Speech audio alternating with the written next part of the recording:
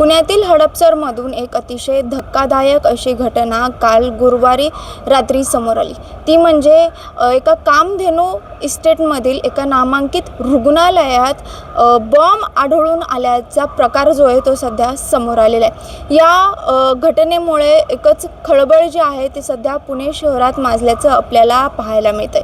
विशेष म्हणजे काल ATS जे आहे ते महाराष्ट्रातील वेगवेगळ्या भागात छापे मारत होते, मात्र त्यांच्या छापेमारीच्याच दरम्यान जी आहे ती ही हडपसरमध्ये घटना घडली। सुदैवाने BDDSला हा बॉम्ब जो आहे तो निकामी करण्यात यश आलेलं आहे, मात्र सध्या हा बॉम्ब आढळून आल्याने एकच भीतीचं वातावरण जे आहे ते सध्या निर्माण झालेले आहे। मिळालेल्या माहितीनुसार एका नामांकित रुग्णालयाच्या पुरुषांच्या स्वच्छतागृहात जे आहे तो हा बॉम्ब आढळला।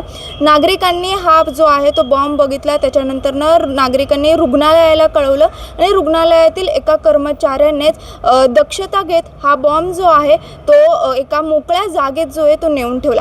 त्याच्यानंतर पुणे पोलिसांना या संदर्भात माहिती देण्यात आली। घटनेचं गांभीर्य ओळखून BDDS पथक जे आहे ते तातडीने या घटनास्थळी दाखल झालं आणि त्याच्यानंतर हडपसरमधीलच एका ग्लायडिंग सेंटरमध्ये हा बॉम्ब जो आहे तो निकामी करण्यात BDDSला यश आलं। महत्त्वाचं म्हणजे हा बॉम्ब निकामी करताना त्याचा थोडा का होईना मात्र स्फोट झालेला आहे। या घटनेनंतर पुणे पोलीस आयुक्त अमितेश कुमार हे देखील घटनास्थळी दाखल झाले आणि त्यांनी या बातमीला देखील दुजोरा दिलेला आहे। कमी तीव्रतेचे IED जे आहे ते इथे सापडल्याचं त्यांच्याकडून सांगण्यात आलेलं आहे। या संपूर्ण घटनेनंतर मात्र याच रुग्णालयात हा बॉम्ब जो आहे तो का ठेवण्यात आला, टायमर जो आहे तो सेट करून 7:21 असा हा टायमर होता, तो का सेट करण्यात आला, काय उद्देश होता, कोणी हे ठेवण्यात आलं, असे अनेक प्रश्न जे आहेत ते सध्या शोधण्याचं काम जे आहे ते गुन्हे शाखा असेल, स्थानिक पोलीस असेल किंवा ATS असेल हे करतात। मात्र याच दरम्यान आता एक CCTV देखील समोर आलेला आहे, ज्यात एक संशयित व्यक्ती जो आहे तो या रुग्णालयात जातोय आणि या स्वच्छतागृहात जो आहे तो एक संशयास्पद अशी वस्तू जो आहे तो ठेवण्याचा दावा करण्यात आलेला आहे।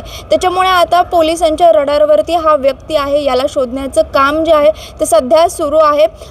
पाहायला गेलं तर सध्या आता या संपूर्ण प्रकरणाचा तपास जो आहे तिथले स्थानिक पोलीस, गुन्हे शाखा आणि ATS करत आहे। त्याच्यामुळे हा व्यक्ती सापडल्यास सगळ्या बाबी ज्या आहेत, सगळे हे जे प्रश्न आहेत त्याची उत्तरं मिळू शकतात। त्याच्यामुळे सध्या या व्यक्तीचा शोध जो आहे तो घेतला जातोय।